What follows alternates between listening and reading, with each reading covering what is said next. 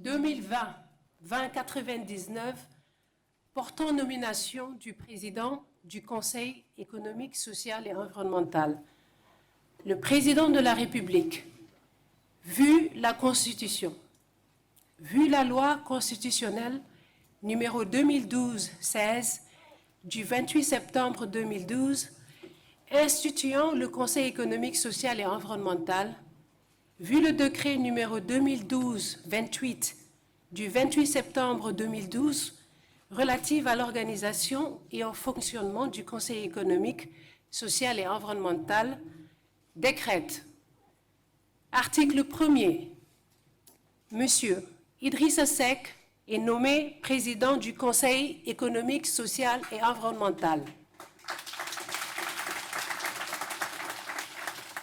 Article 2. Le présent décret sera publié au journal officiel, fait à Dakar le 1er novembre 2020 par le président de la République, Macky Sall.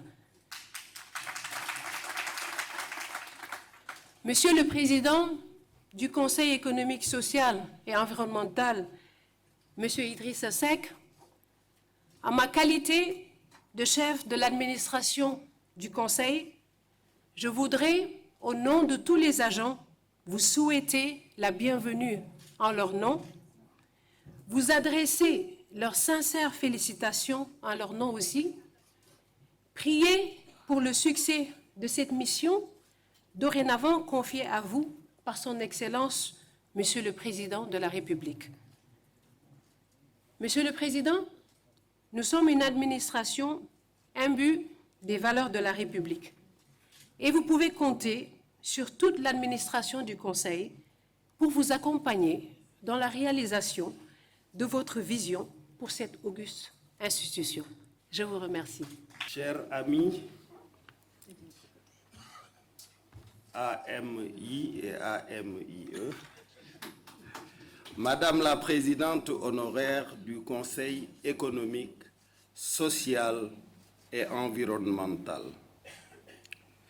Monsieur le ministre chargé des relations avec les institutions,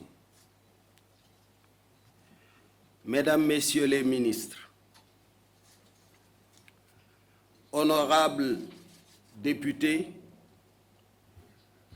premier vice-président de l'Assemblée nationale, représentant de Monsieur le Président de l'Assemblée nationale, mais surtout, très cher jeune frère Abdou. Maître Ousmane Sey, que j'ai connu à Rebeuss, représentant Madame la Présidente du Haut Conseil des collectivités territoriales,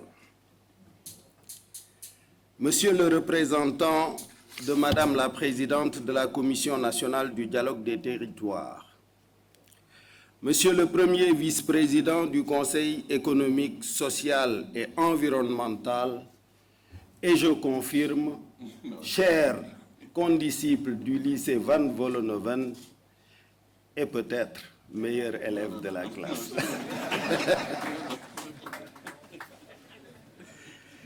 Honorable député, mais vous êtes meilleur élève parce que vous êtes resté dans le monde des affaires et je suis allé m'embourber en politique.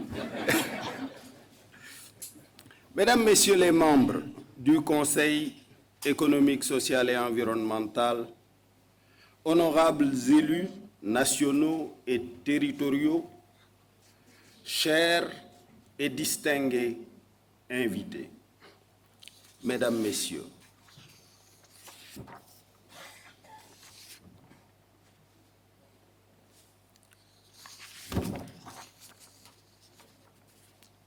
je voudrais tout d'abord rendre grâce à Dieu. Ensuite, exprimer mes remerciements à Monsieur le Président de la République, Son Excellence, Monsieur Macky Sall, pour la confiance qu'il a placée en moi à cette station de proximité et de loyauté.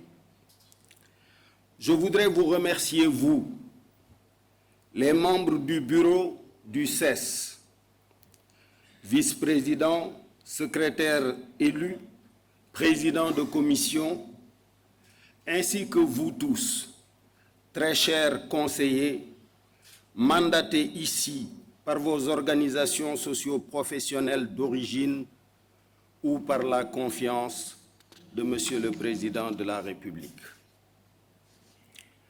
Je voudrais, Madame la Secrétaire générale, associer à ces remerciements l'ensemble du personnel du CES, sans le dévouement et la vertu desquels nous ne pourrions atteindre les objectifs à nous fixés par le Président de la République, ni les résultats de nous attendus par le peuple sénégalais.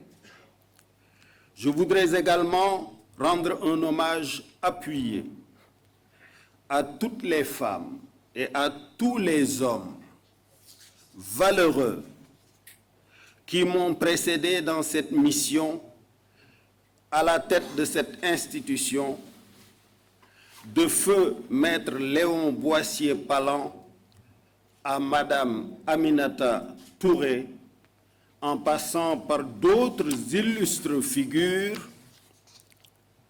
parmi lesquelles je souhaiterais citer le président honoraire Famara Ibrahima Sagna, à qui nous devons ce siège, et bien évidemment ma très chère sœur et amie, la présidente Aminata Tall.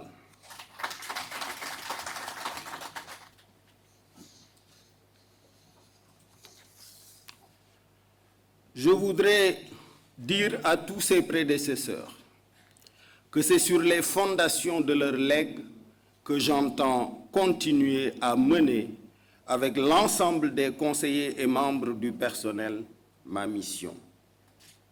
Je voudrais enfin remercier l'ensemble de nos compatriotes qui ont émis des avis sur le choix que j'ai fait d'accepter de diriger notre institution.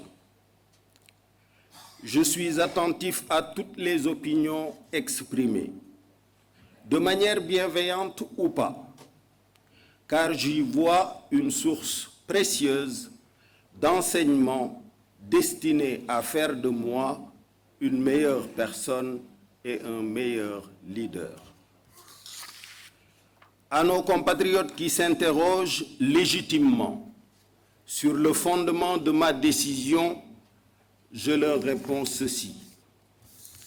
Face à certaines circonstances historiques, il faut dépasser l'attitude vaine du spectateur stérile, pour citer Aimé Césaire. Il faut également dépasser l'attitude de la résignation et de l'exigence sans cause.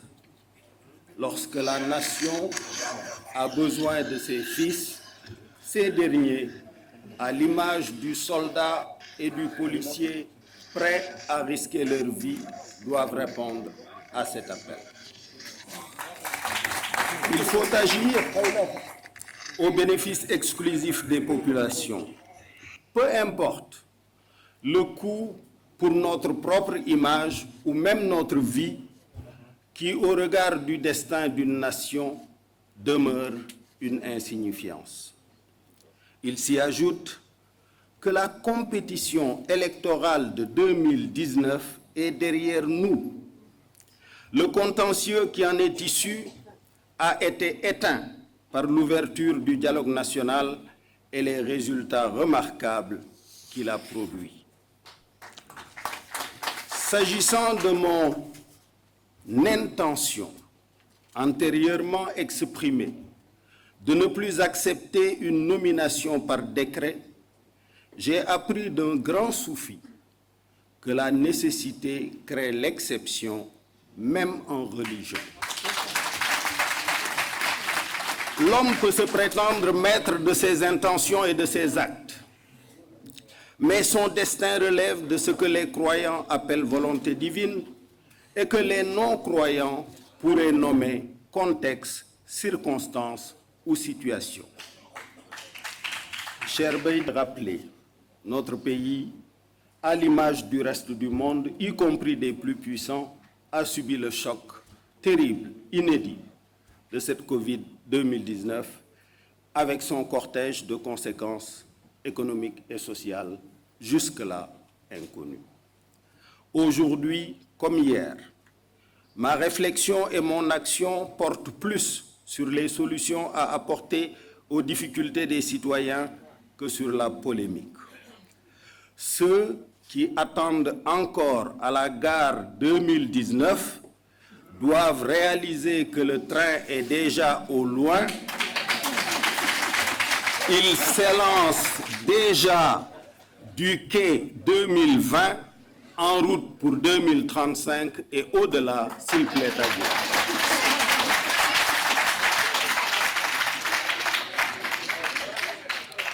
Au cours de la longue et enrichissante audience qu'il a bien voulu m'accorder pour recueillir ses directives, orientations et attentes, j'ai pu retenir que le sort de la jeunesse, particulièrement celle qui se tourne désespérément vers l'émigration clandestine, est au cœur des préoccupations de Monsieur le Président de la République. La lecture attentive du communiqué du Conseil des ministres tenu hier en atteste à suffisance.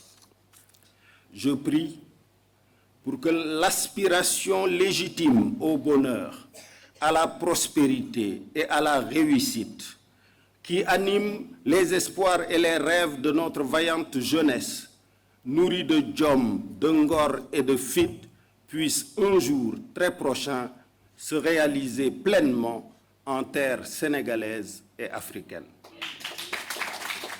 Je m'incline à nouveau devant la mémoire de nos enfants à jamais disparus en mer. Chers collègues, le président de la République et l'ensemble de nos compatriotes attendent de nous que nous fassions du CESE une institution utile aux yeux de tous. L'ordre du jour de tous les travaux du Conseil, deuxième Assemblée constitutionnelle et Assemblée consultative auprès des pouvoirs publics, tire son origine des trois sources que sont la saisine par le président de la République, le gouvernement ou l'Assemblée nationale, mais aussi l'autosaisine par les conseillers eux-mêmes et plus fondamentalement le mécanisme de la saisine citoyenne au moyen d'une pétition portant 5000 signatures. Au service de notre mission d'examen, de propositions de réforme, de dialogue et de coopération en faveur de la politique économique, sociale et environnementale de la nation, avec la participation de l'ensemble des forces vives représentées dans notre Assemblée, il nous faudra faire davantage preuve d'humilité, d'ouverture et de disponibilité pour une écoute appropriée des préoccupations, demandes d'avis ou d'études de son Excellence, Monsieur le Président de la République, de son gouvernement, de l'Assemblée nationale et de tous les citoyens sans exclusive. Écouter les Sénégalais, entendre leurs voix, identifier leurs attentes, les relayer à qui de droit en vue de leur satisfaction effective, car l'écoute est la porte d'accès à la connaissance qui révolutionne et éclaire les actions. Rien de ce qui préoccupe nos compatriotes ne doit échapper à notre attention. Une mère anéantie par le tragique naufrage de son enfant, son affliction sera entendue ici. Un jeune au désespoir face à l'échec ou à la déperdition scolaire ou accablé par le chômage, son découragement sera entendu ici. Un pêcheur inquiet anxieux et perplexe au sujet d'accords internationaux de pêche qu'il considère comme une menace pour son travail et pour la pérennité de nos ressources halieutiques, son inquiétude sera entendue ici. Une femme victime de violences impunies basées sur le genre, ses plaintes seront également entendues ici. Un enfant victime de maltraitance ou d'abandon, ses pleurs seront entendus ici. Un citoyen depuis Kédougou exprime des complaintes, nous les entendrons. Ce sera pour notre Assemblée consultative la meilleure façon d'accompagner les choix de Monsieur le Président de la République, de son gouvernement et de l'Assemblée nationale dans la définition et la mise en œuvre de politiques publiques les meilleures possibles. Chaque avis émis sera porteur d'une solution efficiente qui puisse valoir à l'autorité la satisfaction des citoyens. Mesdames, Messieurs, chers invités, à la suite d'une relecture approfondie des textes législatifs et réglementaires nous régissant, et après échange avec des citoyens de toutes obédiences politiques, de toute confession et de toute catégorie socio-professionnelle, j'ai pu davantage appréhender l'étendue des attributions et missions du CESE, ainsi que les préoccupations et attentes légitimes des Sénégalais. J'ai également eu à connaître les parcours académiques et professionnels des femmes et des hommes qui animent le CESE. J'ai pu en tirer la certitude de trouver au sein de cette institution les talents, l'expérience, l'expertise, les vertus, ainsi que les qualités humaines propices à une bonne conduite de la mission assignée. Ils nous permettront de nous prononcer sur les problématiques les plus saillantes et les plus ardues, au fin d'émettre des avis pertinents permettant d'y faire face efficacement. Ainsi, pour montrer la richesse, la diversité et la représentativité dans notre institution de toutes les forces vives de notre pays, je voudrais, à titre d'exemple, faire remarquer que quand M. Baïdi Agne parle, la voix des patrons d'entreprise est entendue. Quand M. Modi Guiro, Mme Bassok ou Sidi Ndiaye parlent, celle des travailleurs l'est aussi. Quand Maître Moustapha Ndiaye parle, les notaires sont entendus. Quand M. Oumar Ba parlera ici, les collectivités territoriales seront entendues. Car à l'instar des autres membres du CESE, ils sont tous, et vous tous, dépositaires de la confiance de leur père et de celle de Monsieur le Président de la République. Soyez assurés, mes chers collègues, que j'entends tirer de cette riche expérience,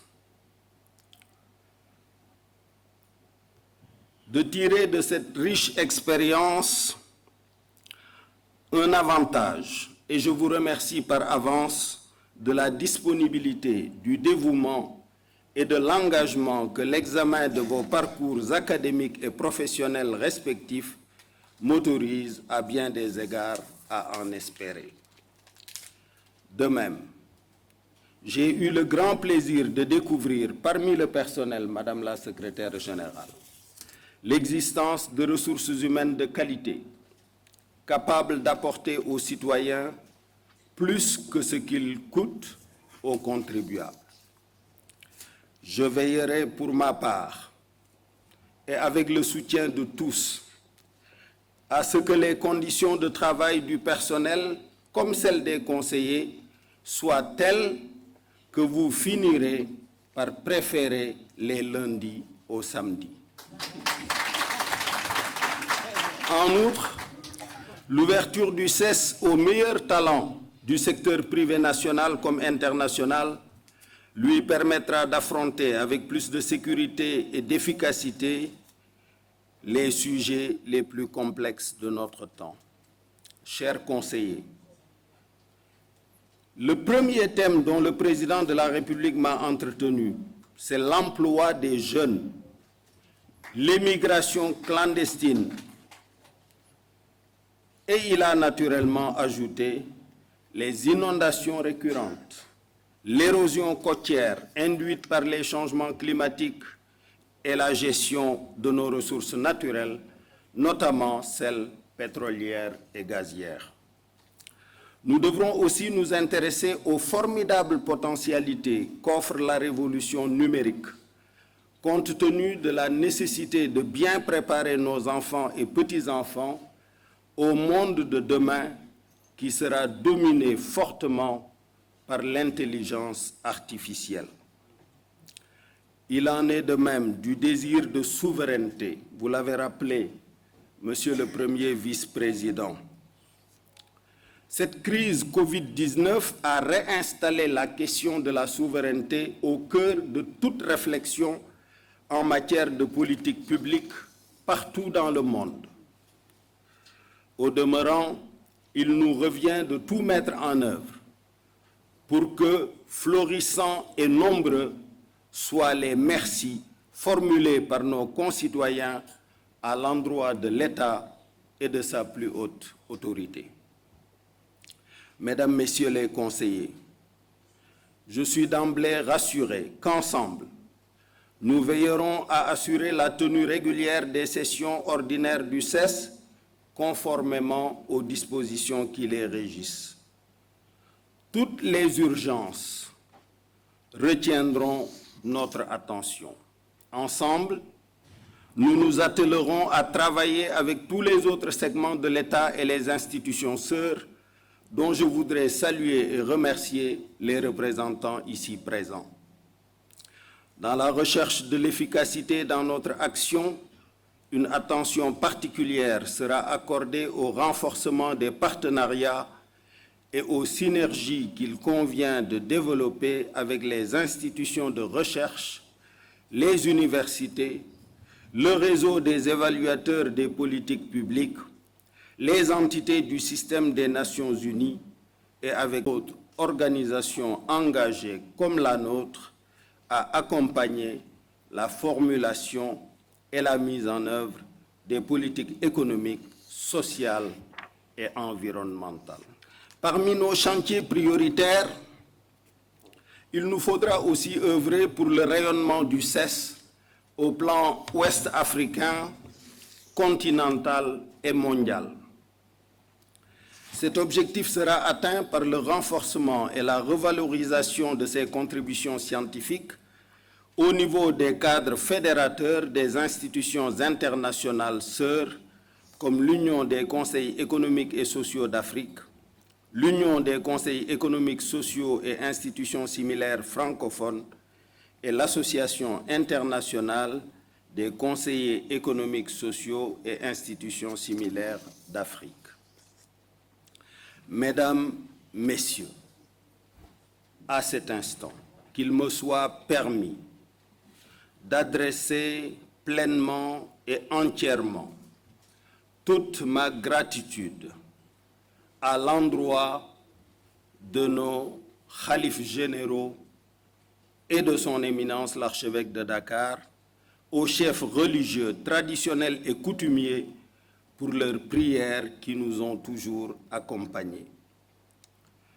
Je me réjouis particulièrement de la présence parmi nous de Serigne Chouaïbou Mbacké, fils du vénéré khalife général des Mourides, accompagné de Serigne Modou Rokhaya et de Serigne Saliou.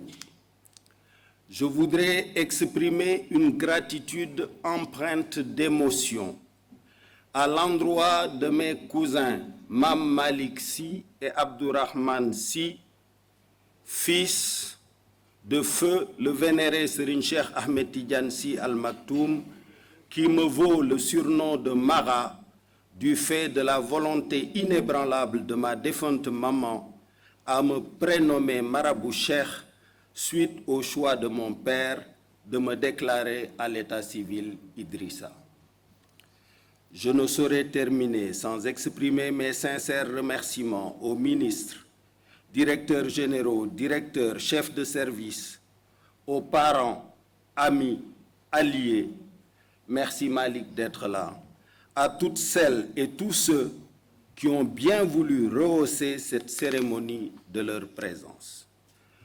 Pour conclure, je voudrais vous réaffirmer que dans l'exécution de cette mission à moi confiée par le chef de l'État, mes oreilles et mon cœur seront toujours ouverts à la vérité et aux idées novatrices et constructives pour le développement socio-économique de notre très cher Sénégal, et je vous remercie de votre aimable attention.